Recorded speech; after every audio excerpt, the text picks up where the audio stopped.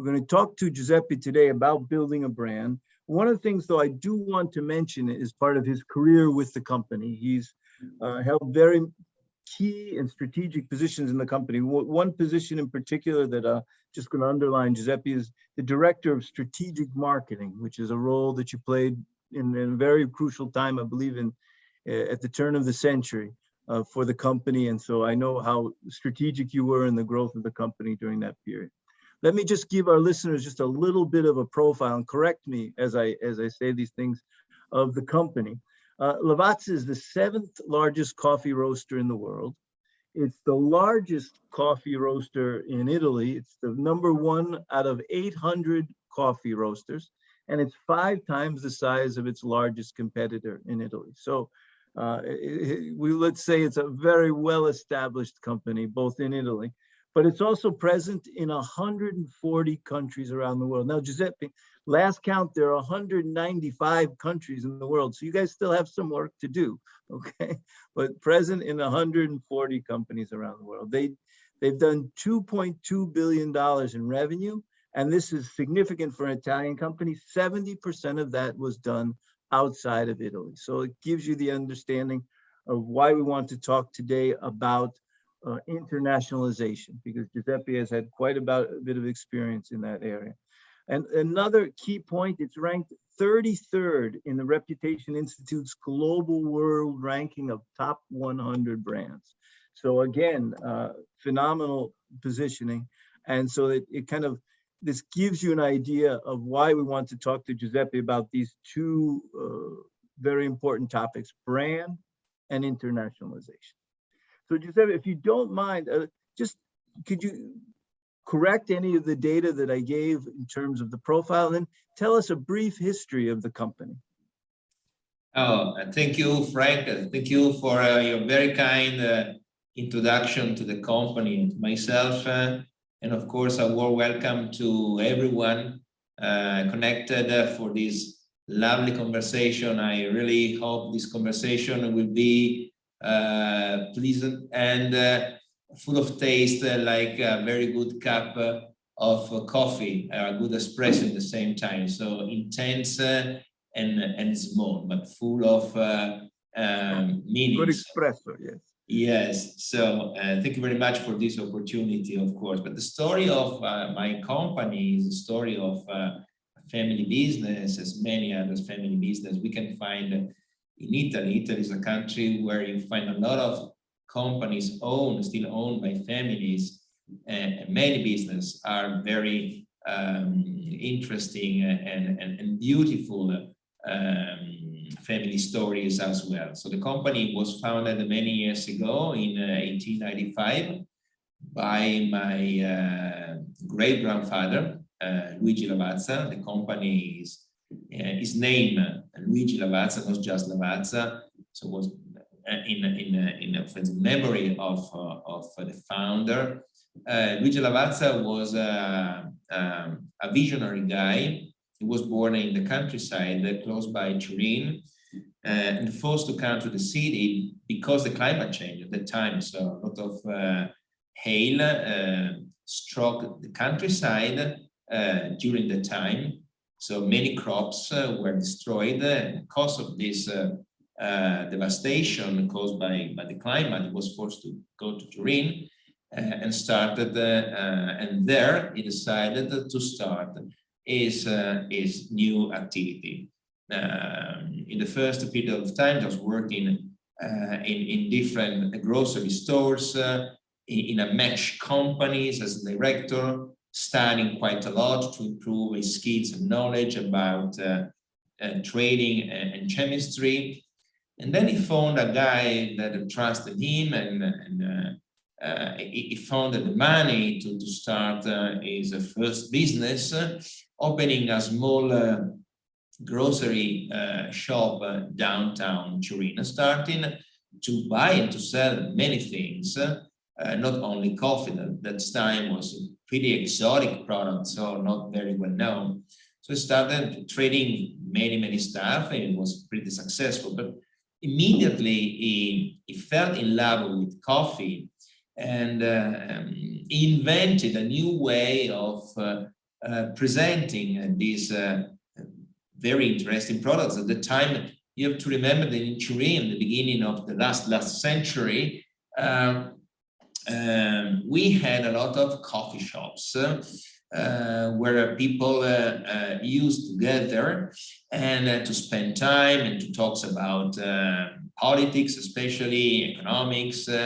Was a very relevant place for the social behavior of the city. So coffee as a product was pretty important at the time, and with a great potential because of this large use in historical coffee shops.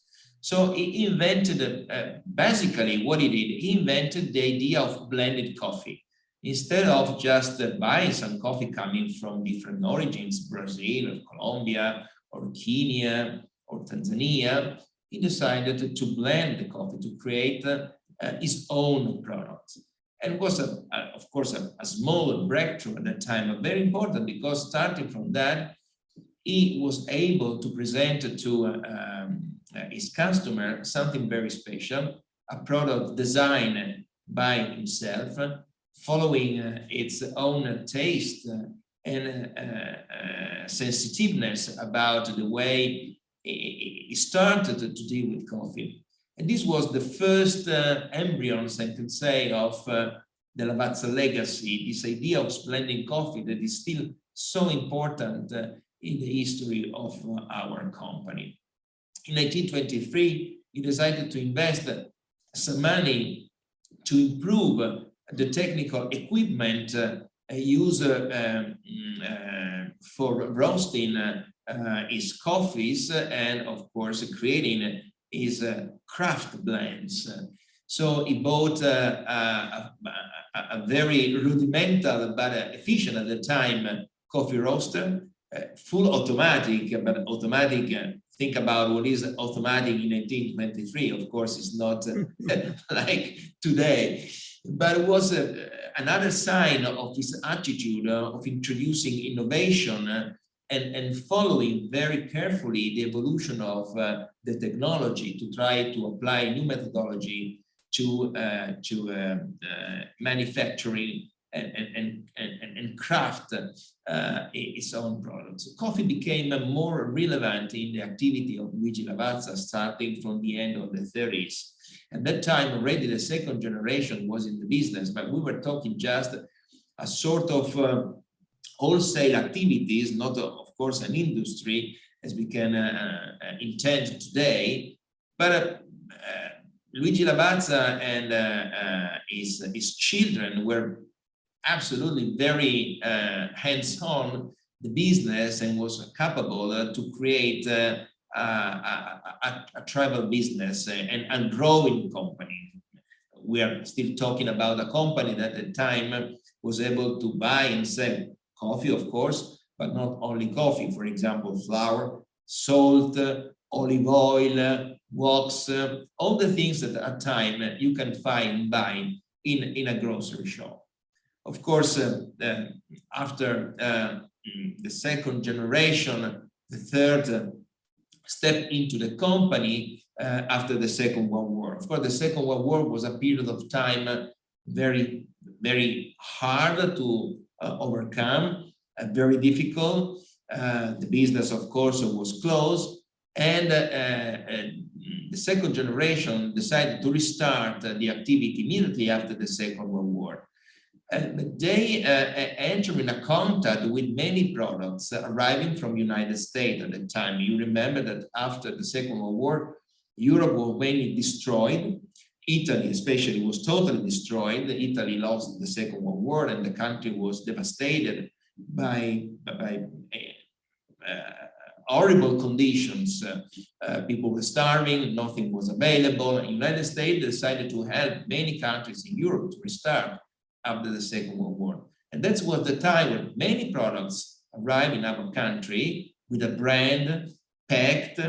Was really a big innovation in consumption styles for millions of people in Europe, where people were used to buy goods bulks mainly, so without brands, without packaging.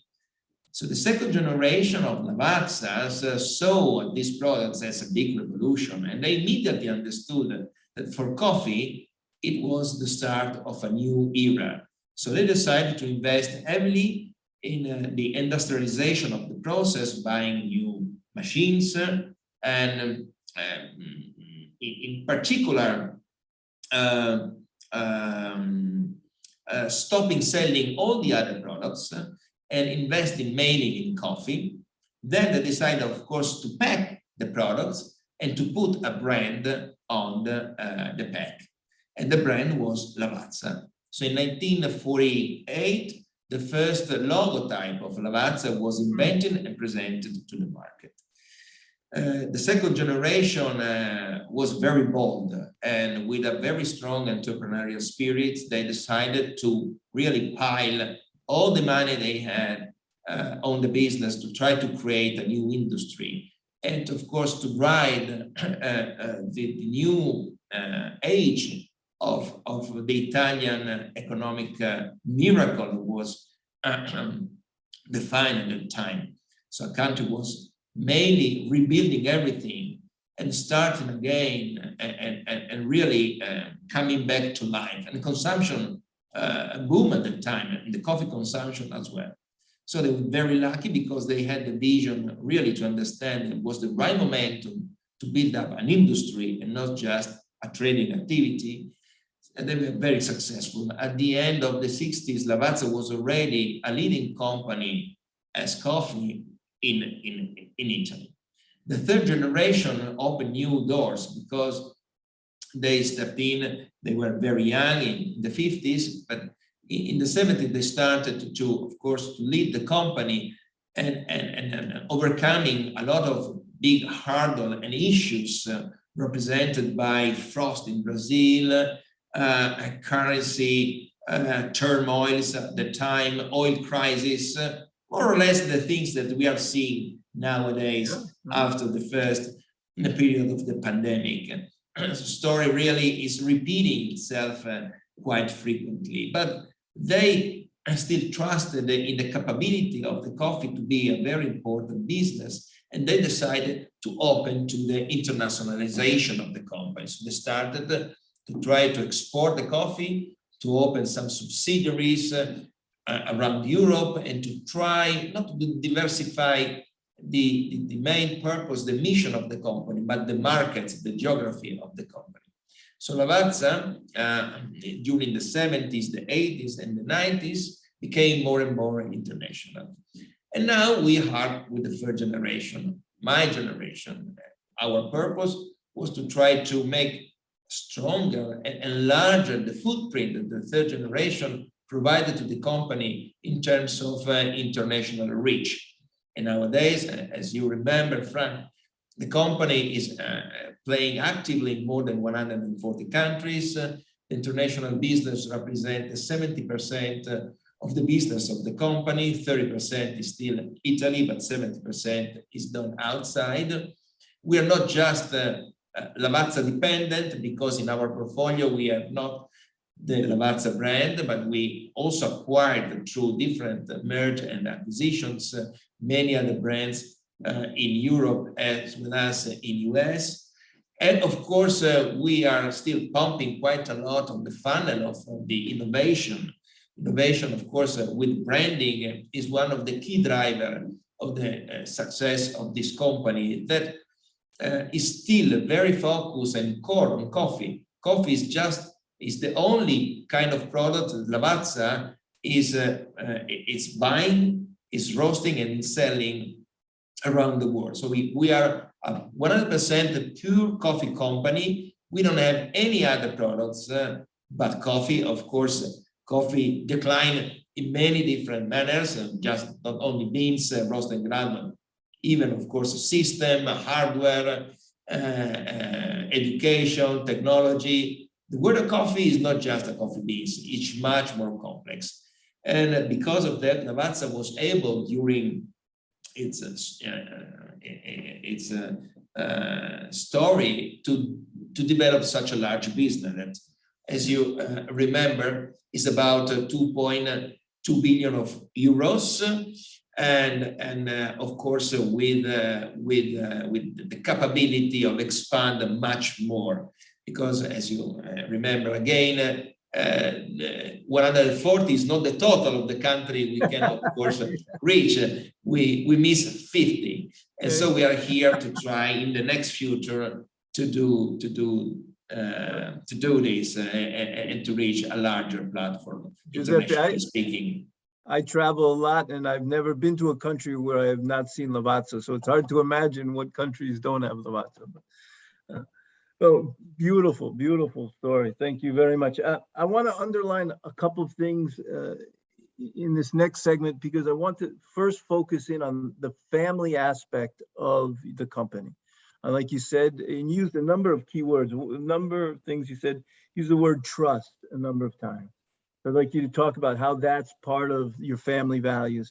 You talked about innovation, but together with innovation, you underlined, the family's willing to risk, which is part of your success. I mean, you made, like you said, some heavy investments.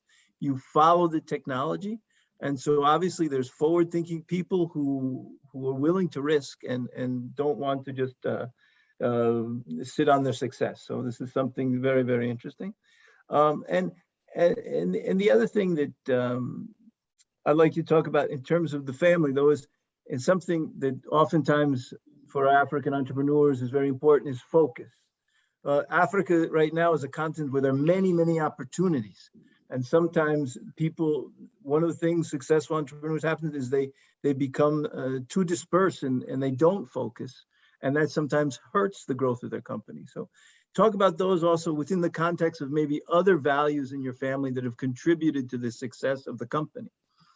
The family values are our pillars, are so important, especially if you want to try to survive on the long term and to pass your company to generations, and of course with the main focus of creating a better and bigger company, because this is of course the main driver that really pushes us to stay into the business and to see, of course, a future for our business. And the values are very, very relevant. The passion for excellence, for example, is so crucial for us. So every day is a challenge to try to improve, to get into a process of continuous improvement, where every detail counts.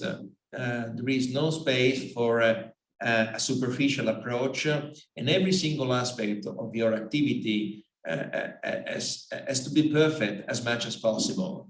And so to stay with your eyes very open to every single aspect of your activity, I think it's one of the big value that animated all the generation that are in our family, and of course the people that are working with us. Because if the values are not part of the daily mindset of your team, of your peers, of the people that are working with you, are not very useful.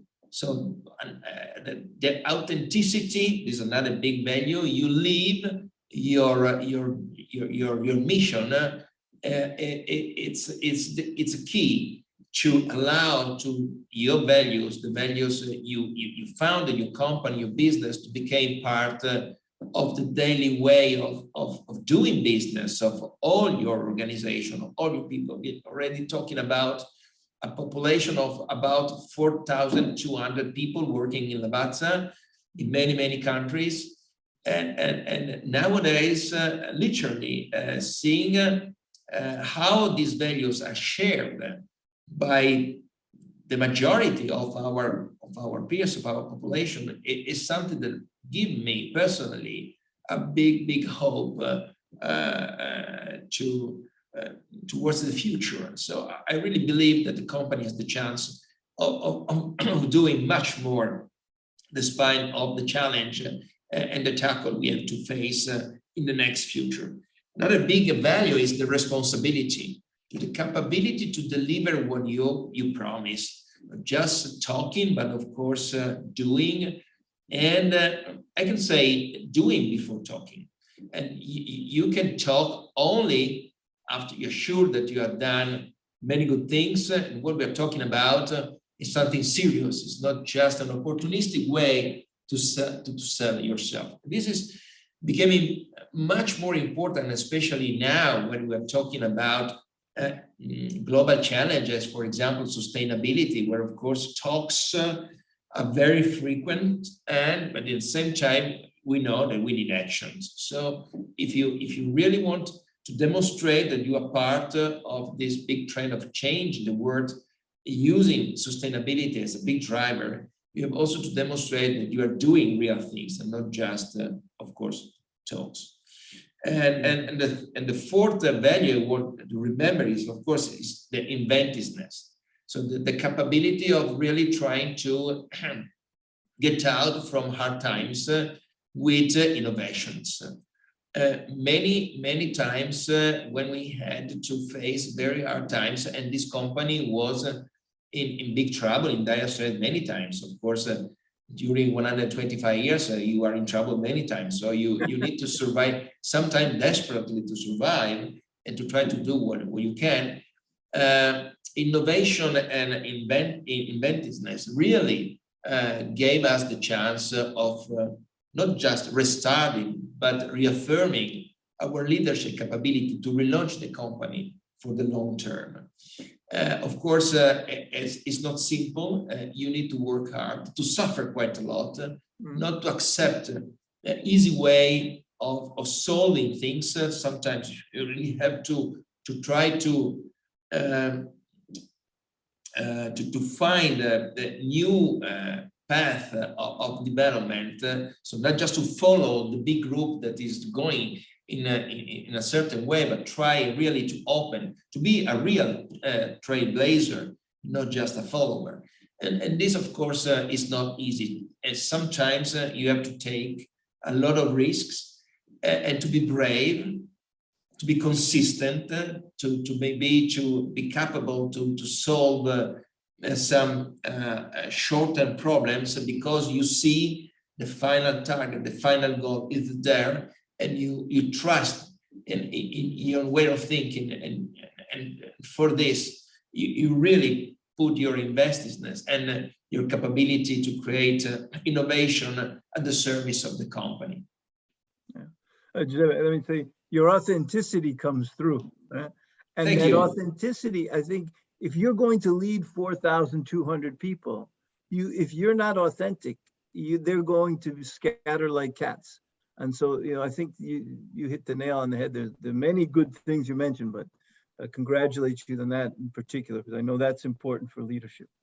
Now, so you've been able to do this phenomenal growth, but together with this, you've also built an excellent reputation, which don't necessarily go together. I mean, and so, and to be ranked 33rd among the brands of the world is, when we think of the big brands that are out there, this is an accomplishment.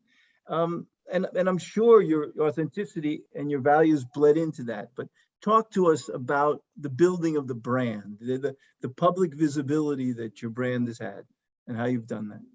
Yeah, this is a very interesting topic, because I think that looking back at the long history of this company, you have the chance of really understanding how building brand is not something unchangeable in the history of a company, but it's something that you have to adapt every time. And when you adapt, you also create a new source of business, and you create a new power, a new you put a new engine into your new gasoline into your engine to really speed up your growth. For example, of course, in the 60s, in the 70s, when the first communication activities of the company was launched in Italy, the main purpose was to create awareness about the brand, create awareness, proximity about the brand, availability.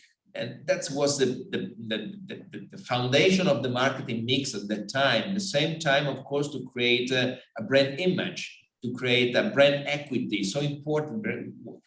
It's not just a product, but the brand was already considered something as sort of a person, no? Something with a specific identity, with features that can really pop up in the mind of the consumers at the right time. I remember that a brand is not just, of course, a product, but it's something more. That was absolutely true until the end of the last century, until the 90s. But nowadays, the concept of brand is changing pretty much, because the most important things in our vision, of course, as a brand, is no more the awareness, but exactly as you mentioned, is the reputation. Now brand is reputation. Now brand is trust. Now brand is a stakeholder that can play an active role in this big trend of changing the words towards a better direction. We use a phrase to define what is the Lavazza brand now. The Lavazza brand now is blending for better. So remember the blending for better. Okay. Yeah, so remember that the idea, the original idea of the company of Luigi Lavazza was blending coffee. And now we blend our ideas, we blend our capabilities, our skill, our financing, our people, our dreams as well, of course, our strategy, our balance sheet, our reports, but we blend for better. And this blend for better needs a lot of reputation, and we put really a lot of reputation on the table as one of the main drivers of the growth of the company in the future, to create trust in our community. We no more we are talking about consumers, we're talking about a community. So people that are sharing the same values around many big questions. Could be the climate change, could be the gender equality, could be, of course, the sustainability, could be a more inclusive economical model, could be things like that. And because we are an active player in this world, we constantly have contacts with this kind of problems, of issues, and we can give our perspective to all of that. And doing that, we create the reputation of the company. It's much more important than the awareness. So we are in a phase where the pillars of the traditional marketing are changing dramatically, completely. And if you're able to do that, I think you have the chance of talking in the right way to many consumers and people around the world. And by chance, we have the opportunity to start this path many years ago, in 2000, 2001. At that time, the coffee community was really affected by an incredible economical disaster due to a slump in the coffee prices that create a lot of poverty in many coffee producing countries. At the time, the coffee cost nothing, about 45, 50 cents per pound. Now we are about 200, so it's very different, but it was an incredible humanitarian disaster. So with many other pairs in our industry, traders and coffee roasters, we decided to try to step in with an active program and plans to try to help the coffee community to survive, of course, because we are totally dependent on coffee. So if we don't have a happy farmer, we can be unhappy roasters, no way at all. So we are all in the same boat. So we started at that time and started this process. We also created the basis, we really seed some important elements to create this concept of sustainability and social responsibility. And we started at that time. So after 21 years, the company is very well on track. And we already have a very, I think, a solid track records in terms of project intervention and activities across the board to demonstrate that Lavazza is very committed to the sustainability. It's not just a marketing tool. It's authentic, it's deep rooted in the company. Everything we are doing now, it's really driven by this idea of sustainability and a responsible approach to all our stakeholders, local community or coffee community around the world. It's very global.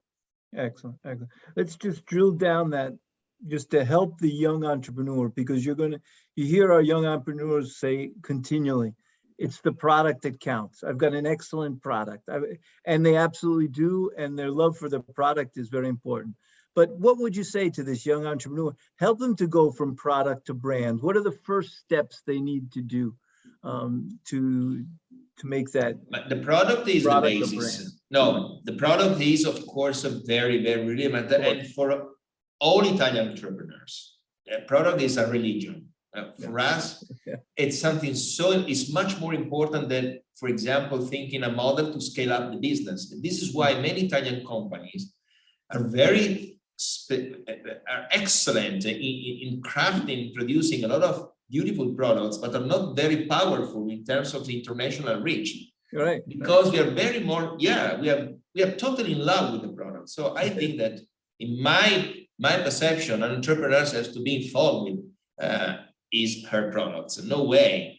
So the products is our dream. We think, personally, I think about my products every day, every second, every moment. It's a constant in my mind to think about the actual product, former products, new products, how to improve the products, how to create more experience about my products. So the first steps, I think, connect product to the brand now is the experience. And you can create experience in many different ways.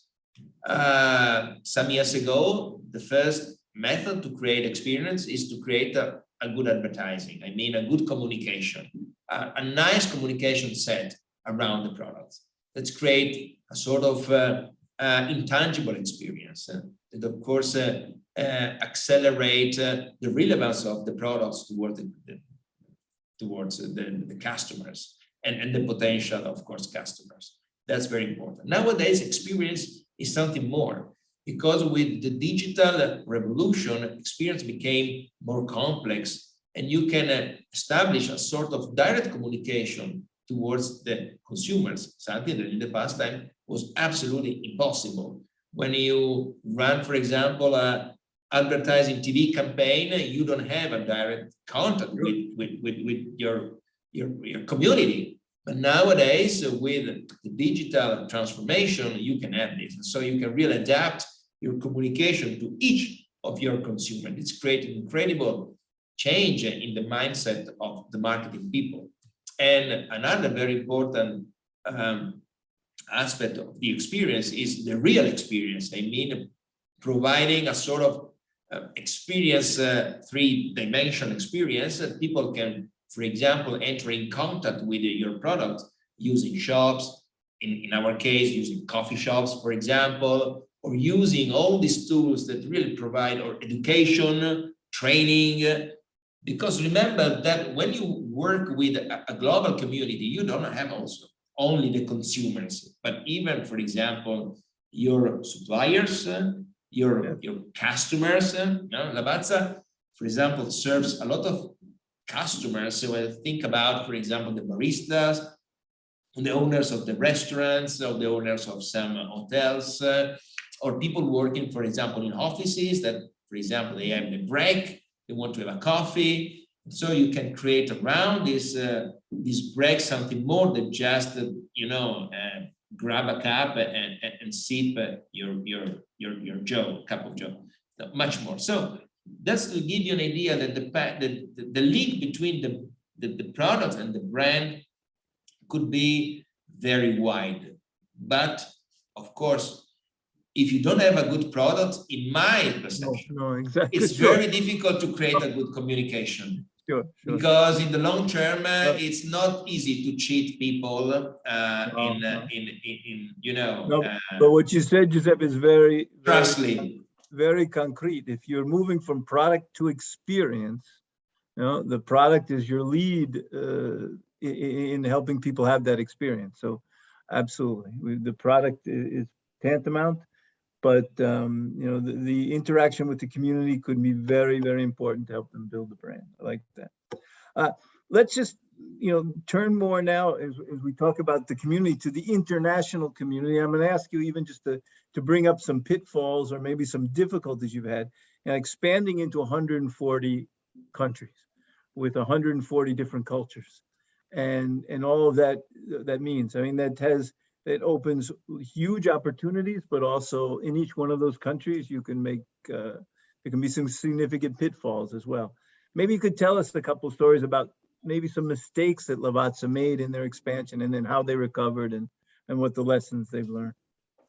Oh yeah, for example, the company, of course, had a successful story for many years, growing a lot in Italy, became very important in Italy, but we were still pretty fragile, internationally speaking, because to be international doesn't mean only export your products to 140 countries, because if the revenues you get from the international business is not strong enough, you are still very fragile, especially if you have subsidiaries in big countries where you find, of course, very massive competitors that are playing on the same arena.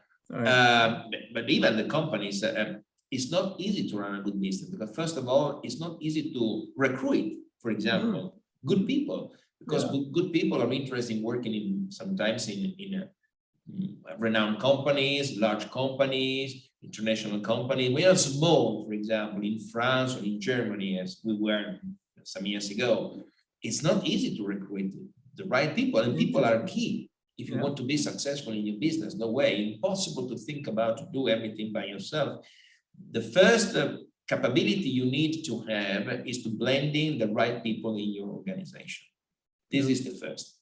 Without good people, no way. So for many years, we tried maybe to expand the business, but we didn't have the right people to do that. So the first lesson we learned some years ago, that if you want to play at a certain level, you need to try to attract into your company the right people to play on that level.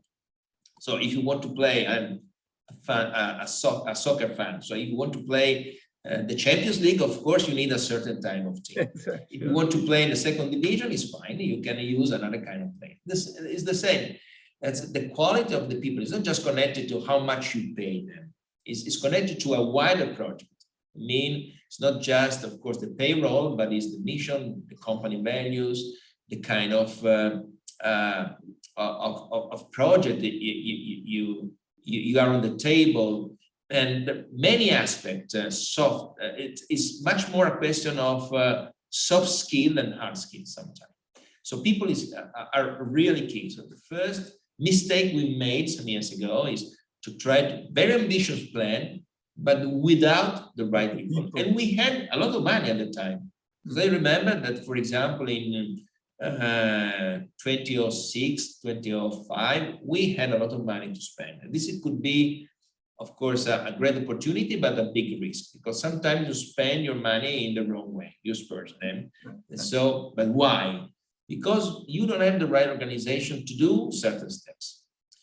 So we changed the organization. And of course, the ambition were always there. So we wanted to be more international, to grow much more in some countries, to create stronger structures, to have stronger subsidiaries, to have certain level of revenues and not just some exporting activities.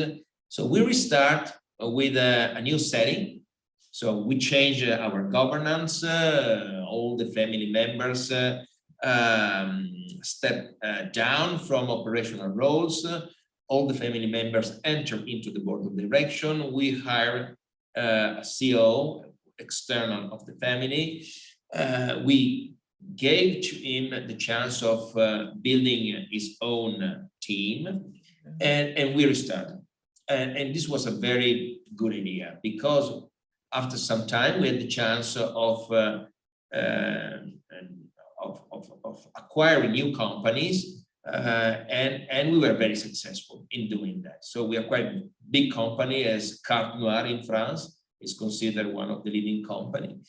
Merrill in Denmark, Kicking Horse in Canada, Lavazza Pro from Mars Drinks in US. So we really invest a lot of money, about 1.5 billion of euros in new acquisitions, and each acquisition was very successful.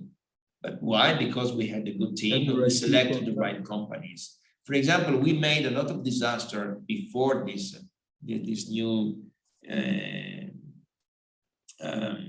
the new stage, acquiring some companies in India. That's happened in 2006, 2007. It was a total disaster, total disaster. So we made a big mistake. We really we had a wrong assessment of the company. We had a wrong assessment of the potential of the market. We spent a lot of money and was a very, very big failure. For example, another wrong investment that we did at the time was we tried, for example, to expand in the retailing business, I mean the coffee shops. At the time we spent really tens of millions of euros trying to build up a coffee chain, but we didn't make it. Nowadays, for example, remember the lesson, and a very painful lesson. We have entered into an agreement with a big Chinese group called Yum, and it's an incredible company listed in the US with an international mindset. And the management team is Chinese, but is mainly American, and everyone study in America. And they are leader in the retailing business because they run big brands as Kentucky Fried Chicken, Pizza Hut in China. 400,000 people works for this company. They have the capability of open three shops per day. 3 shops per day, incredible. Yeah.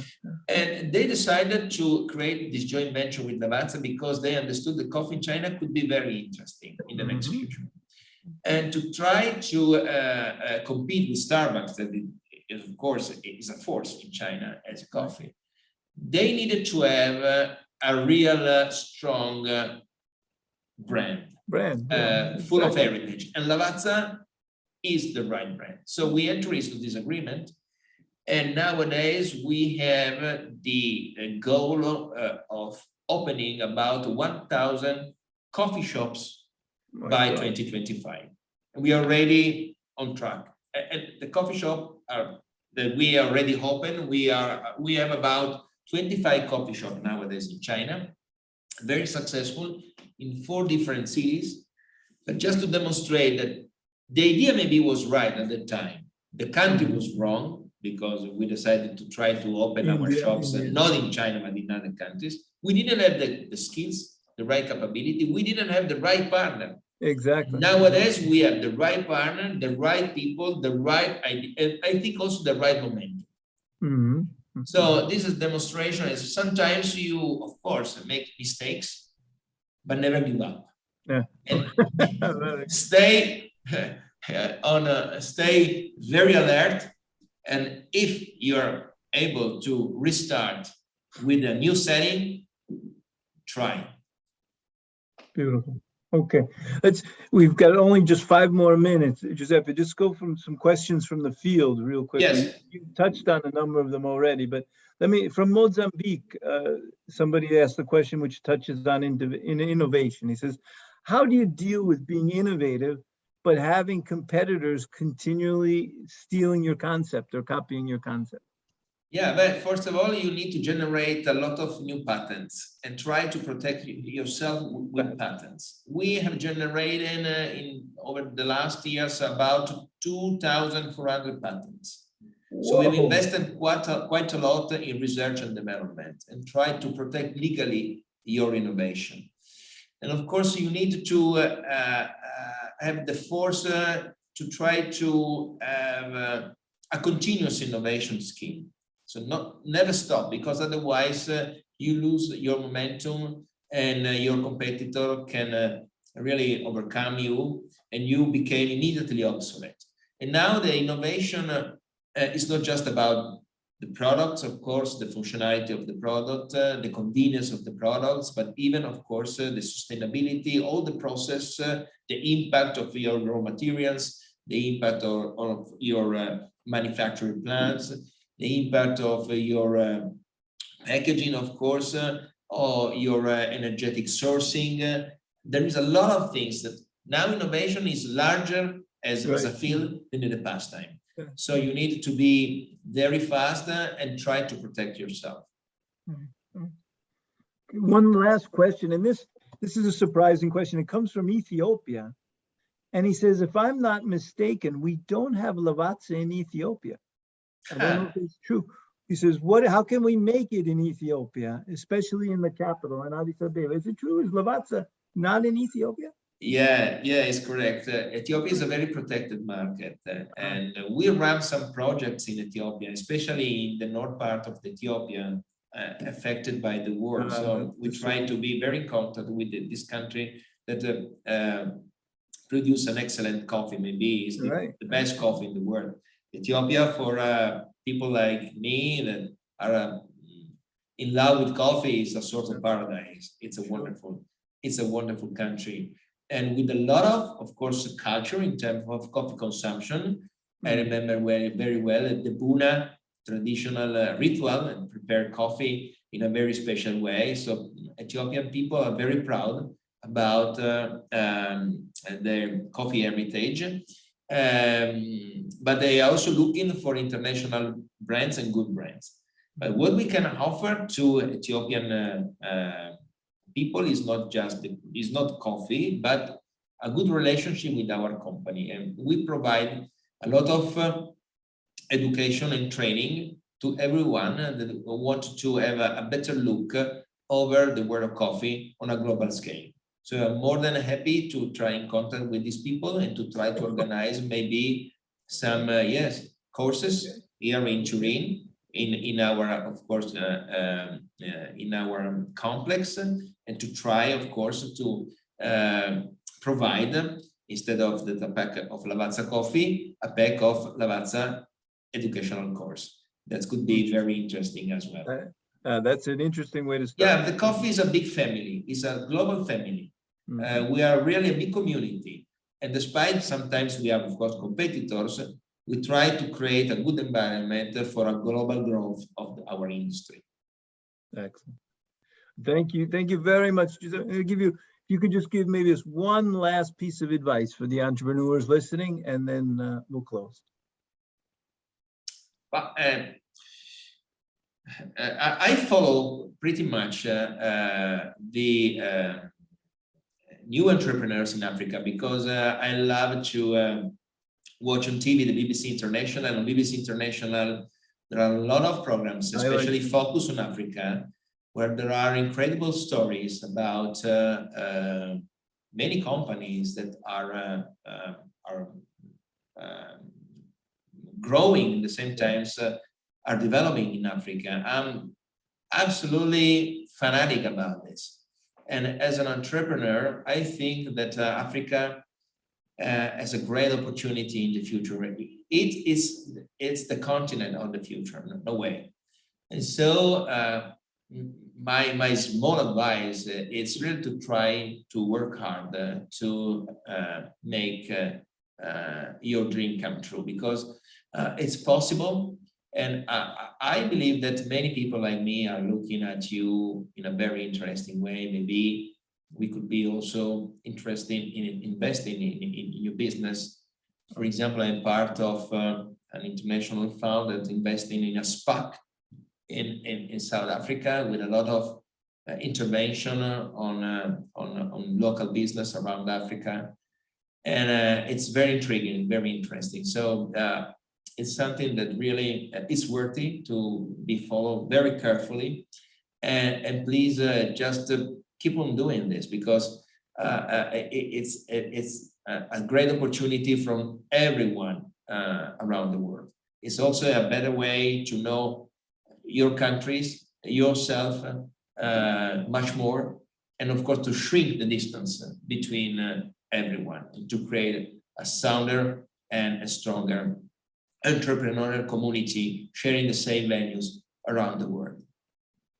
Giuseppe Lavazza, thank you very much. On that note, I think you can probably expect to get a number of emails wanting to get into contact with you, but thank you. No problem.